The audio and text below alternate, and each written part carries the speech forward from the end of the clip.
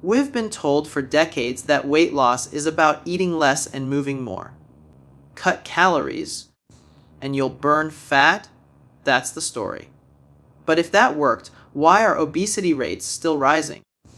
Why do people who eat less often gain more weight later? What if the entire idea of calorie restriction misses the real cause of fat storage? And the real way to melt it off fast isn't about eating less, but about when and how your body burns stored energy.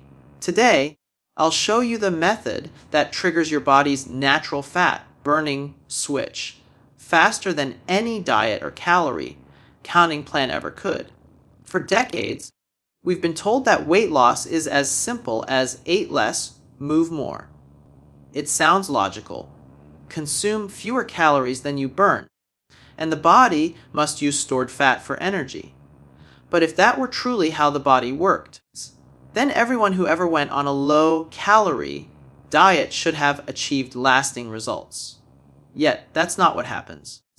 Most people lose a bit of weight at first, only to watch it come back, sometimes even more than before.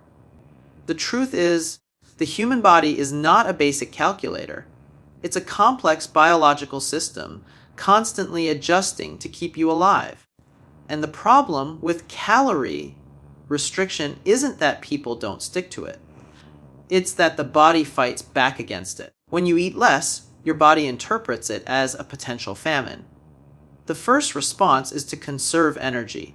Metabolism slows down. The number of calories you burn at rest decreases. This isn't willpower, it's survival. Your body is wired to keep you alive. It's not lean. So when you cut calories, your system doesn't just burn stored fat, it also burns less overall energy. That's why people feel sluggish, cold, and tired when dieting. The body begins rationing energy like a city during a blackout. Non-essential systems get shut down to save power. Think of a person who starts eating 1,200 calories a day after consuming 2,000. At first, weight drops, mostly from glycogen and water, but soon the body adapts, lowering metabolism to match the new intake. Now, the same 1,200 calories that once created a deficit becomes the new maintenance level. Fat loss slows, hunger increases, and eventually, frustration sets in. When normal eating resumes, even at modest levels, the slowed metabolism means more of those calories are stored as fat. The rebound weight gain isn't a lack of discipline. It's a predictable biological response. Calorie restriction also disrupts key hormones that regulate hunger and satiety. Leptin, the hormone that signals fullness, drops dramatically when you diet. Ghrelin, the hunger hormone, rises. So, not only are you burning fewer calories, but you're hungrier too. It's a perfect storm that pushes you toward overeating. You can't fight biology forever. This is why people often say they lost control after a diet. It wasn't a failure of willpower, but a hormonal rebound triggered by prolonged restriction. If you treat the body like a simple energy machine, you ignore its most powerful regulatory system. Hormones, fat storage, and fat burning are controlled by these chemical messengers, and insulin is one of the most important. Insulin's primary job is to move glucose from the bloodstream into cells, but it also acts as the body's fat storage hormone. When insulin levels are elevated, fat burning stops, and energy is stored instead. It doesn't matter how few calories you eat. If insulin remains high, fat stays locked away. The real issue, then, isn't calorie intake, but insulin control. Modern diets, filled with refined carbohydrates and constant snacking, keep insulin levels elevated almost all the time. You eat breakfast, insulin rises. You snack mid-morning, it rises again. Lunch, snack, dinner. It's a cycle of constant stimulation. In this environment, fat has no opportunity to be used as fuel. Instead, the body depends on incoming food for energy, and stored fat remains untouched. The problem isn't energy balance, it's energy access. When insulin stays high, the body acts like a locked vault. It doesn't matter how much money, Stored fat is inside if you can't open it. Traditional calorie restriction tries to force open that vault by cutting intake, but the hormonal system resists. The solution isn't to push harder, but to change the lock, lowering insulin through timing, food choice, and meal spacing allows the body to finally access stored energy naturally. That's why methods like intermittent fasting or low carbohydrate eating succeed where simple calorie cutting fails. They work with the body's hormonal design instead of against it. Studies consistently show that when insulin levels fall, fat oxidation increases, even when total calorie intake isn't drastically reduced. This means your body can burn its own fuel more efficiently without the extreme deprivation that ruins metabolism. People report higher energy, fewer cravings, and stable weight maintenance, outcomes that traditional dieting rarely achieves. So, the idea that weight loss is purely mathematical doesn't fit the evidence. The body adapts dynamically, guided by hormones that respond to what and when you eat. If you only focus on calories, you miss the entire hormonal picture. That's why Eat Less, Move More has failed millions of people. It targets the symptom, not the system. Once you understand that fat storage is hormonally driven, the path forward becomes clear. You don't need to eat less. You need to eat in a way that lowers insulin, restores balance, and lets the body do what it was always designed to do, burn its own stored energy. Imagine your body as a well-organized energy system with two main fuel tanks. The first one, small and easy to access, stores glucose from the food you eat. The second one, much larger, stores fat, the body's long-term energy reserve. Under normal circumstances, when the glucose tank runs low, your body should automatically switch to burning fat for fuel. But there's a problem. The switch is controlled by a hormone called insulin, and when insulin levels are high, that fat tank is locked tight. No matter how much energy you have stored, your body simply can't get to it. Insulin is often misunderstood. People think of it only in the context of diabetes, but its role goes far beyond blood sugar regulation. Every time you eat, insulin rises to help move glucose from your blood into your cells for energy. That's a good thing when balanced. But when insulin stays high too often or too long, it tells your body to store energy rather than use it. Fat burning shuts off because insulin's message is clear. We're in storage mode. Think of insulin as the gatekeeper to your fat stores. When insulin levels are low, the gate opens and your body can draw from its reserves. When insulin levels are high, the gate slams shut, trapping energy inside your fat cells. That's why someone can feel tired and hungry even while carrying plenty of stored fat. Their energy is locked away. They're running on the glucose tank alone, and when it runs out, the brain sends hunger signals demanding more fuel. It's not a lack of willpower, it's biology. Now consider the common advice to eat small, frequent meals throughout the day to keep metabolism active. It sounds logical, but in practice, it keeps insulin elevated almost continuously. Breakfast spikes insulin, the mid-morning snack keeps it up, lunch pushes it higher, and the afternoon snack ensures it never drops. By dinner time, the fat gate has been locked all day. You're constantly refilling the glucose tank, never giving the body a chance to tap into its fat reserves. Imagine a woman named Sarah who decides to lose weight by following this approach. She eats 6 small meals daily: oatmeal for breakfast, a fruit smoothie mid-morning, a salad with dressing for lunch, a protein bar in the afternoon, some grilled chicken at dinner, an late-night yogurt to keep metabolism going. Her calorie count stays low, around 400 a day. But weeks later, the scale barely moves. She's confused she's doing everything right. The problem isn't the calories, it's her hormones. Her insulin levels never truly drop. Her body remains in storage mode from sunrise to bedtime. When insulin is high, fat cells don't release energy, they hold on to it. The bloodstream runs low on fuel, so the brain interprets this as hunger. That's why Sarah feels hungry all the time, even though she's eating regularly. The energy she needs is locked inside her own body fat, unavailable until insulin drops. This explains why many people can eat less and still feel exhausted, irritable, and hungry. Their metabolic gate is closed. Contrast that with what happens when insulin finally comes down.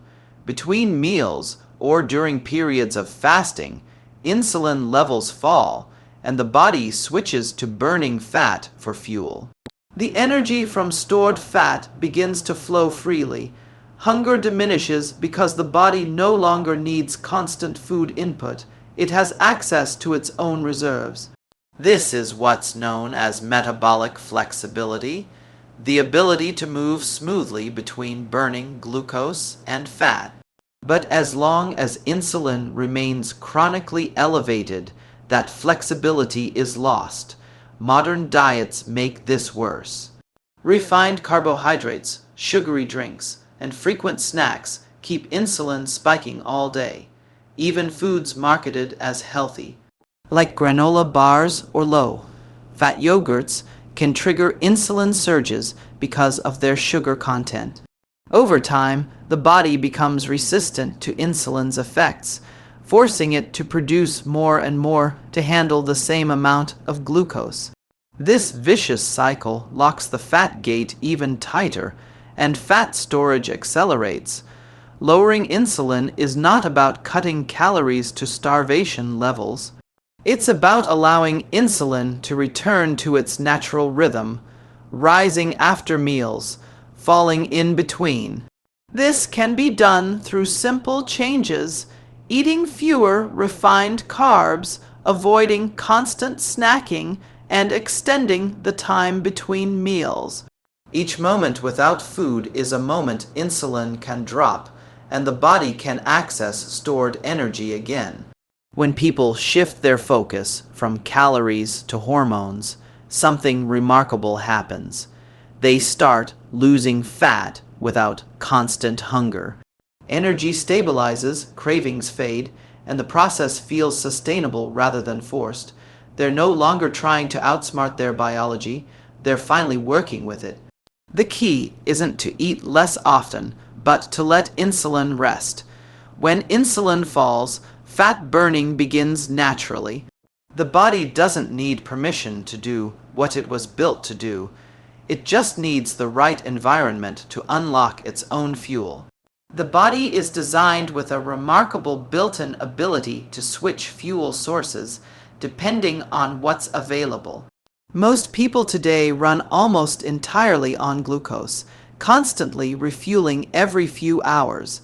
When glucose runs out, the body should naturally transition to burning stored fat for energy. But in our modern world of frequent eating, that switch rarely gets flipped. Fasting is the method that reactivates this ancient mechanism, the hidden fat burning switch that turns the body from a sugar burner into a fat burning machine. When you stop eating, insulin levels begin to fall. This is the key that unlocks stored energy. In the first few hours, your body relies on glycogen, a storage form of glucose kept in the liver and muscles. Think of glycogen as your short-term fuel tank, quick to fill, but quick to empty. After about 12 to 24 hours without food, glycogen stores deplete, and the body must find another source of energy. That's when it shifts to burning fat. The metabolic switch flips from glucose dependence to fat oxidation, a process that feels effortless once the transition is complete. It's helpful to think of your body like a hybrid car. While food is abundant, it runs on glucose, the gas tank. But when the tank runs low, instead of stalling, it smoothly switches to battery mode. your fat stores. You don't need to constantly refill with gas. You already have plenty of stored energy in the battery. Fasting simply allows that switch to happen. The body becomes metabolically flexible, moving between fuel sources without stress or fatigue. As fat is broken down, the liver converts some of it into ketones, molecules that can fuel the brain, muscles, and organs efficiently.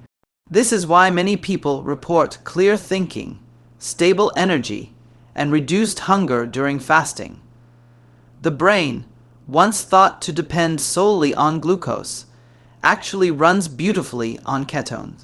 It's a cleaner, steadier energy source that doesn't create the ups and downs of blood sugar spikes. The early hours of fasting can feel challenging because your body is adapting.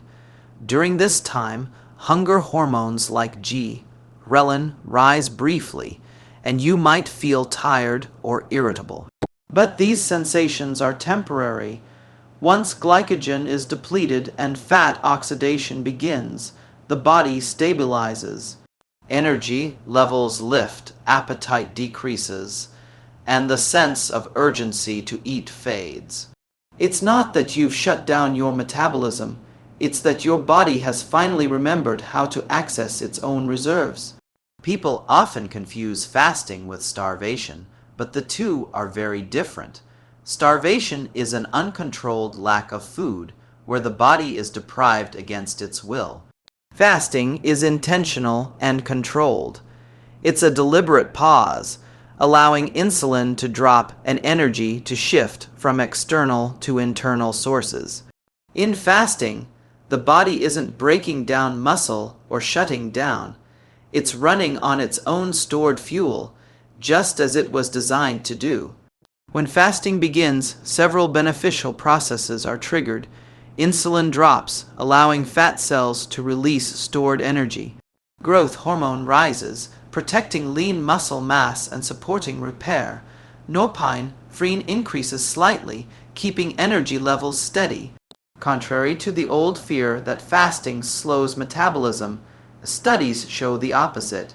Short-term fasting can actually increase metabolic rate slightly as the body becomes more efficient at mobilizing stored fuel.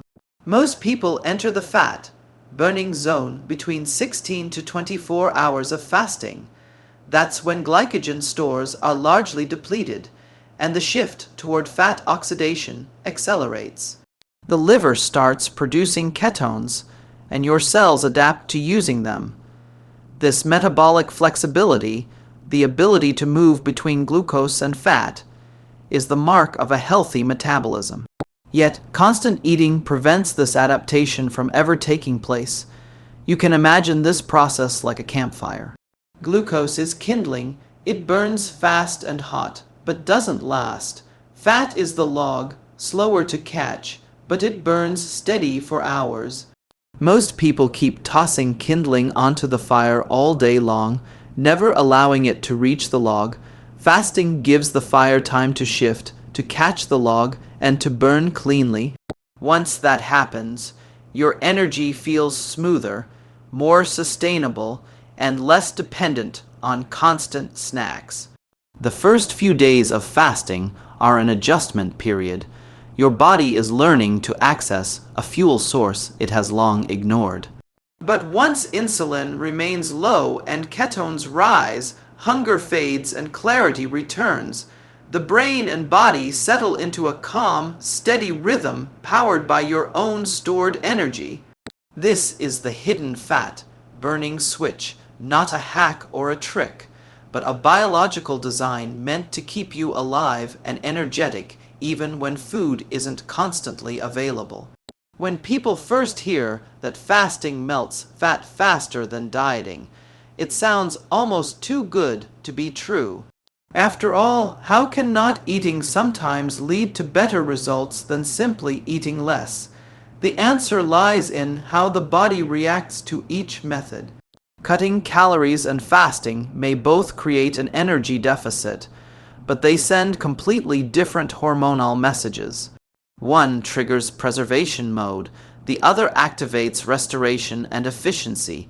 When you cut calories but continue eating regularly, insulin never drops low enough to unlock stored fat. The body senses reduced energy intake and reacts by slowing metabolism to conserve fuel. It's like lowering the thermostat in your home to save electricity. Your body turns down its internal temperature to burn less energy. Over time, this makes you more efficient at storing fat, not burning it. This is why long-term dieters often notice they can eat less and still stop losing weight. The body has adapted to scarcity by becoming stingy with energy. Fasting works differently because it changes when the body receives energy, not just how much. By extending the time between meals, insulin levels fall and the fat stores become accessible. The body switches from external fuel to internal fuel, maintaining energy output without reducing metabolism. Instead of lowering the thermostat, fasting reprograms it. The body learns that it has abundant energy available, it just needs to access it from within. Studies comparing fasting to calorie restriction show a surprising difference. With continuous calorie cutting, the basal metabolic rate, the energy you burn at rest, drops significantly over time. This is the body's protective response to perceived famine. With fasting, however, metabolism stays steady or even increases slightly in the short term. The reason is hormonal. During fasting, insulin decreases while growth hormone and norepinephrine increase.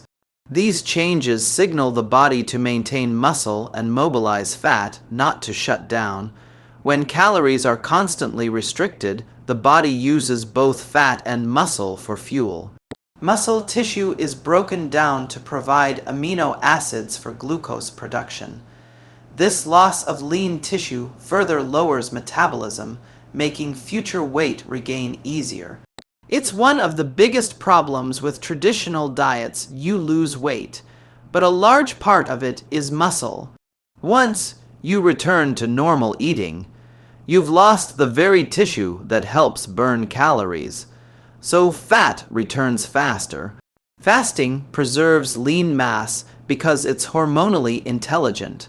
Growth hormone rises during fasting, helping to protect muscle while encouraging fat breakdown.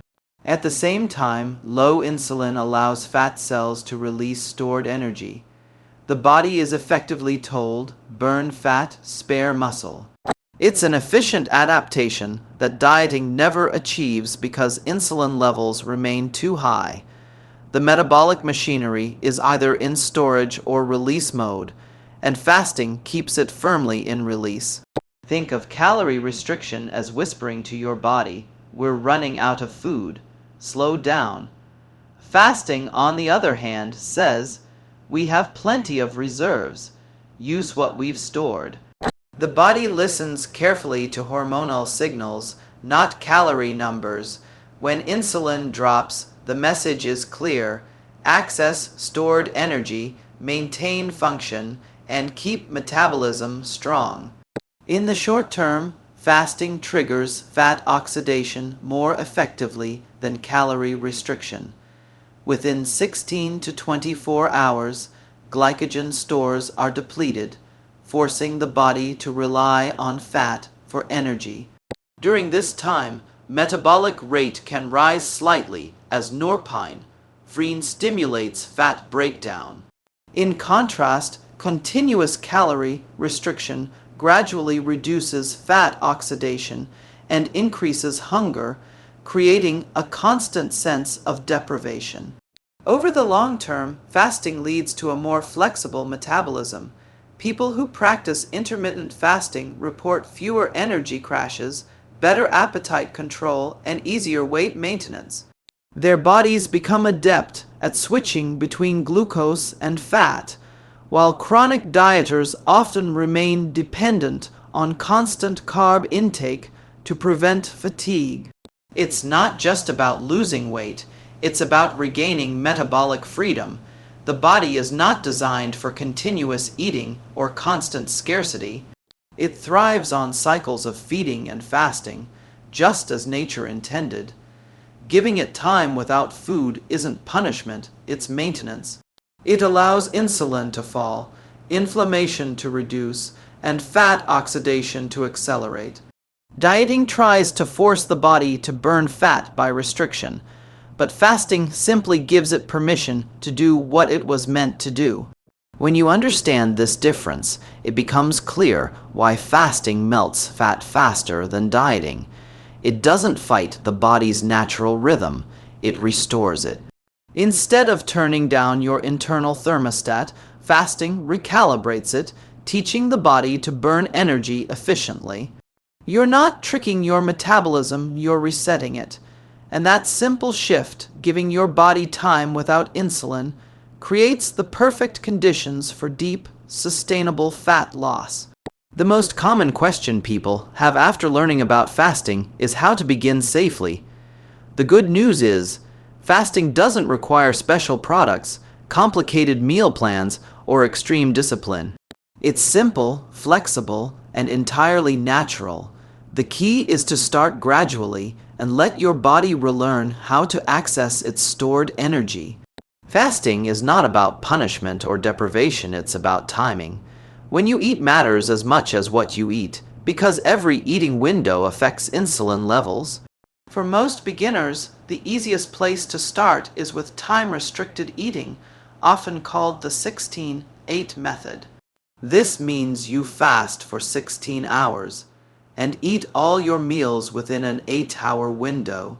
For example, if you finish dinner at 8 p.m., you skip breakfast and have your first meal at noon the next day. You still eat your normal amount of food, but within a shorter time frame. That simple shift allows insulin to fall overnight and stay low longer, giving your body time to burn stored fat before the next meal. Once you get comfortable, you can extend the fasting window gradually. Some people experiment with a 24 pattern, eating one main meal a day, or try an occasional 24-hour fast once or twice a week. These variations aren't mandatory, they're tools. What matters most is consistency and listening to your body. In the beginning, mild hunger waves are normal. They usually pass after a few minutes as the body adjusts to using fat for fuel. Within a few weeks, those hunger signals become quieter because insulin stabilizes and energy becomes steady. During fasting periods, hydration is crucial.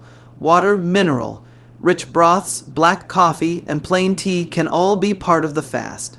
Electrolytes like sodium and potassium help maintain balance and reduce fatigue or lightheadedness, especially in the early days. Many people confuse thirst with hunger, so staying well hydrated makes fasting more comfortable. And because insulin drops, the body releases stored water and salt, which is why rehydration becomes even more important. When it's time to eat, focus on real, whole foods. Choose meals rich in protein, healthy fats, and fiber from vegetables. These foods not only nourish your body, but also keep insulin levels stable. Avoid refined carbs, sugary snacks, and ultra-processed foods that spike insulin and trigger cravings. Between fasts, the goal isn't to restrict calories, it's to eat nutrient-dense foods that keep you satisfied. When you nourish well and fast smart, you create a rhythm that supports fat loss without exhaustion. One of the biggest fears people have is that fasting will make them weak or slow their metabolism. The opposite is true. When you fast, your body doesn't shut down, it wakes up. As insulin drops, stored energy becomes available, and hormones like norepinephrine and growth hormone increase. These signals tell the body to preserve lean muscle, burn fat, and stay alert. Many people describe a feeling of mental clarity and sustained energy once they adapt. This is the body working as designed, not in stress, but in balance. The adjustment period varies from person to person. The first few fasts may bring moments of fatigue or irritability, especially if your diet has been heavy in refined carbohydrates. As the body transitions to fat burning, these symptoms fade. It helps to break the fast with simple, balanced meals, something like eggs, vegetables, and healthy fats. Avoid overeating right after fasting. Your hunger hormones take a little time to reset. Eat slowly and stop when satisfied, not stuffed. There's also no need to fast every day. Even a few fasting periods a week can significantly improve insulin sensitivity and fat metabolism. Some people find success with alternate day fasting, while others prefer daily time restriction. Flexibility is one of fasting's greatest advantages. It adapts to your lifestyle rather than forcing you into a rigid plan. You can fast longer after a heavy meal or shorter on busy days.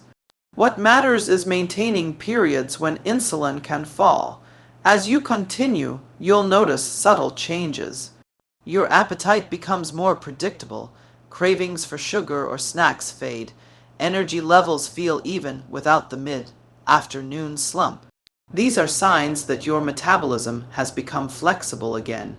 You're no longer a prisoner to constant eating because your body has regained the ability to fuel itself efficiently from within. Fasting safely means respecting your body's signals. It's not a contest or a test of endurance. If you feel unwell, it's okay to shorten a fast or take a break. Fasting should feel empowering, not punishing. Over time, it becomes second nature, a normal rhythm of feeding and resting that keeps the body balanced. Once you understand that fasting is not about restriction, but restoration, you begin to see it as an act of care, not deprivation. It's simply allowing your body to do what it's always been capable of doing: heal, burn fat, and renew itself naturally. For most people, the struggle with weight isn't about food, it's about frustration. Years of dieting, counting, and guilt create the illusion that the body is an enemy that must be controlled. But the truth is, your body isn't broken. It's responding perfectly to the signals it's being given. When insulin stays high, fat storage is its natural response. When insulin falls, fat burning is its natural function. Fat loss isn't about fighting your body, it's about understanding it. Once you stop waging war against calories and start working with your hormones, everything begins to change. Many people spend their lives chasing the scale, punishing themselves for every fluctuation, not realizing that the real problem isn't the number, but the system beneath it. Weight gain is not a personal failure. It's a biological adaptation to an environment of constant eating and hormonal imbalance. Trying to fix it with more restriction only deepens the problem. The solution isn't to push harder, but to restore balance, to heal the system that controls energy storage and release. When insulin sensitivity returns, your body naturally finds equilibrium. Hunger calms, energy stabilizes, and weight normalizes without constant effort. This is why fasting and low insulin lifestyles work. They don't fight the body, they free it. You're not forcing fat loss, you're allowing it. The body doesn't need endless motivation to lose fat. It just needs a clear hormonal signal that it's safe to do so. Once that message is restored, fat burning happens naturally, just as it was meant to. There's a moment in this process when people realize that food no longer controls them. The cravings that once dictated their day begin to fade. They can skip a meal without panic because their body knows how to fuel itself. That's metabolic freedom, the ability to live without being chained to constant hunger or the next snack. It's not just a change in diet, it's a shift in relationship. You stop feeding out of habit and start eating out of genuine need. The body becomes predictable again, steady and reliable. When you understand your body's timing system, you stop fighting it. You no longer need to fear food or rely on willpower. You begin to trust the natural rhythm of fasting and feeding, knowing that each has a purpose. Eating nourishes, fasting repairs. Together, they create balance. The more you respect this rhythm, the easier everything feels. You move from struggle to flow, from frustration to understanding. This method isn't a trick or shortcut. It's not another temporary fix. It's a return to how our biology was designed to function fast, flexible, and fat, burning by nature. Before constant snacking and processed foods, humans lived in this rhythm effortlessly. The body stored energy when food was available and burned it when it wasn't. Fasting simply brings us back to that natural cycle, allowing insulin to rise and fall as it should. Healing the system means focusing on the process, not the outcome. The scale will eventually reflect your progress, but the deeper transformation happens inside better energy, clearer thinking, stable mood, and freedom from food obsession. Those are the real markers of health. When the system is healed, the results take care of themselves. You stop measuring success by calories or numbers and start feeling it in how your body responds steady, calm, and alive. This is the point where health and weight loss stop being separate goals. They merge into one simple truth. When you restore balance, your body takes care of you. It no longer needs to be forced, shamed, or controlled. It just needs space to function the way it was always meant to. Once insulin is managed, once hormones are balanced, once the body is trusted again, you don't just lose fat, you regain freedom.